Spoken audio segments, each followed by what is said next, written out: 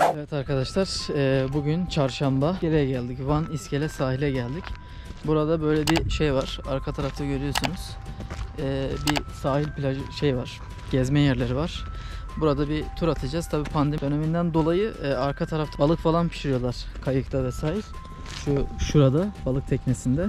Ama bunlar kapalı. Normal süreçte burası ciddi manada yoğun ve kalabalık oluyor. Yan tarafta ileride piknik yerleri, çay içme yerleri falan var. Hemen bu arka tarafımızda bir tren yolu var. İleride de tren istasyonu var zaten. Ama bu yük taşıma için, yolcu değil burası. Uluslararası bir tren yolu. Hemen şu karşı tarafımızda, şurada Van Kalesi var. Hakikaten güzel bir konumu var buranın. Bakalım, birazdan drone uçurmaya çalışacağım. Bu tarafta önce bir etrafı bir süzelim. Bakalım herhangi bir sıkıntılı bir şey var mı yok mu. Ona göre drone uçuracağız. Şu anda Van'da şey yok. Kar yok. Sabah biraz böyle karla karışık yağmur yağdı. Biraz kar yağdı. Ama şu anda görüyorsunuz gayet güzel güneşli bir hava var. Ama dağın eteklerinde, dağın tepelerinde vesaire. Şöyle göstereyim. Komple bir kar var. Ama burası hakikaten güzel. Rüzgar da yok. Çok enteresan. Gayet sakin, duru, temiz bir hava var. Van Gölü. Van Gölü'nün bir kısmı burası. Ciddi manada büyük bir göl. Canavar, bakalım çıkacak mı?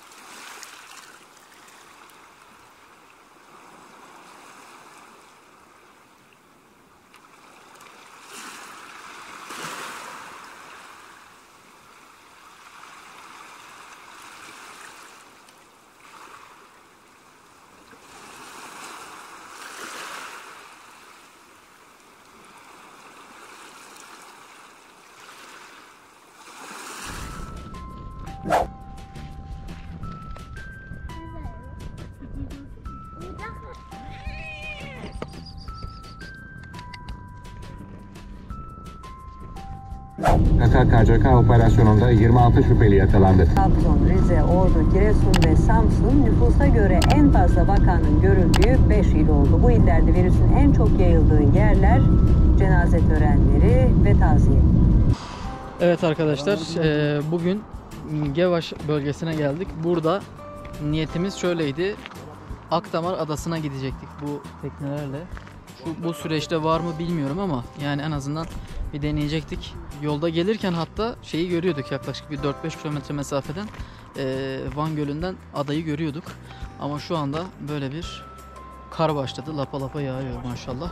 Ama burası Akdamar Adası'na giden vapurların kalktığı yer. Ama hem sis var hem de kar ciddi manada başladı. O yüzden gidemeyeceğiz. Böyle bir durumla karşı karşıyayız. Van'a geldik. Hasan'la beraber böyle bir yolculukta ne yazık ki Akdamar Adası'na gidemiyoruz. Bize borcum var Hasan. Bize borcum var. Ama hakikaten çok güzel yağıyor ya. Evet arkadaşlar, az önce ne dedik? Akdamar Adası'na gidecektik. Niyetlendik, gidemedik. Şimdi Hasan'la beraberiz. Burada Sait amcamla beraberiz. Hasan abi var. Ama burayla alakalı bir adanın tarihi nedir? Buranın önemi nedir? Önceden neydi? Şimdi nasıl? Böyle kısa bir bilgilendirmeyi Sait amcadan alalım. Bakalım burayla alakalı bilgilendirme nasıl olacak? Buyurun.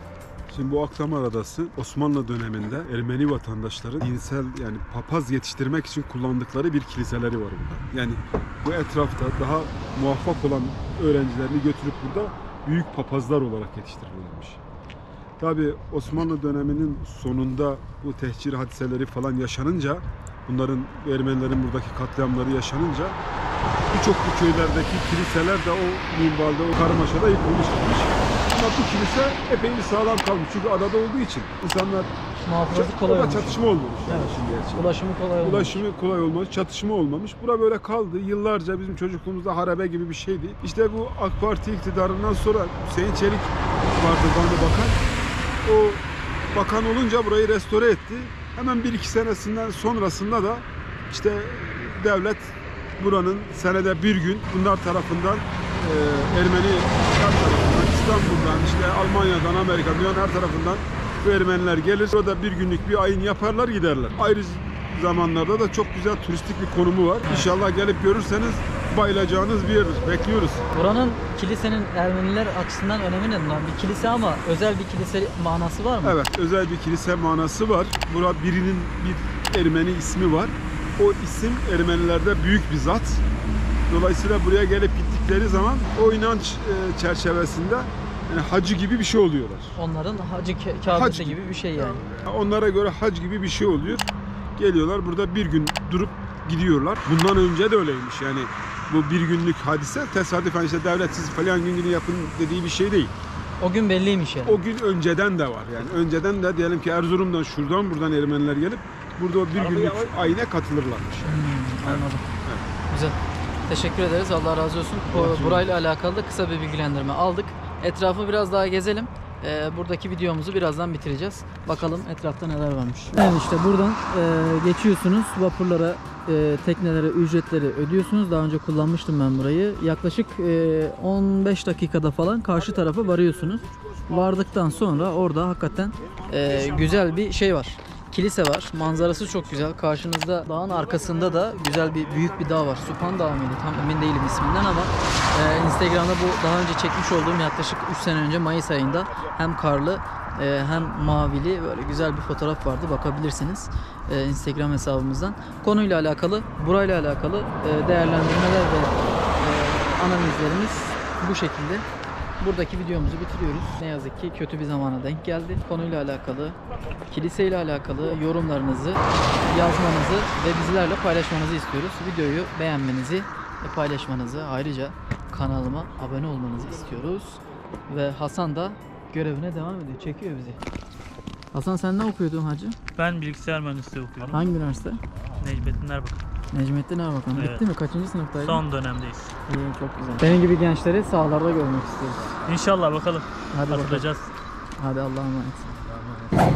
Evet değerli arkadaşlar, Van'daki programımızın sonuna geldik. Şu anda Ferit Melen Havalimanı'ndayız ve Pegasus Hava Yolları ile İstanbul Sabiha Gökçen'e dönüşümüzü yapacağız. Yaklaşık 4 günlük bir programımız oldu. Yoğun bir programdı. Hakikaten güzel bir program geçirdik. Biraz vlog gibi olmadı. Yardım faaliyeti için geldik buradaki kardeşlerimize. O yüzden Pegasus Hava Yolları'na teşekkür ediyoruz. Şimdi uçağımıza bineceğiz. Van'da şu anda saat kaç? 6 civarı, 6 çeyrek falan geçiyor. Hava gayet güzel. Arka tarafta manzaramızı da gösterelim. Etrafı bir görelim. Hakikaten şahane bir hava var. İstanbul'da kar var mı bilmiyorum. Olmasını ümit ediyorum çünkü eğer kar varsa drone'la güzel uçuşlar yapacağımızı düşünüyorum. Kaçırmamamız lazım. Karşı tarafta Van Gölü var. Evet arkadaşlar, Van videomuzu bitiriyoruz. Bu videomuzu beğendiyseniz lütfen beğenin, abone olun tuşuna basın ve abone olun ve bu vlogla alakalı sizlerden yorumlarınızı bekliyorum. Herkese Van'dan selamlar.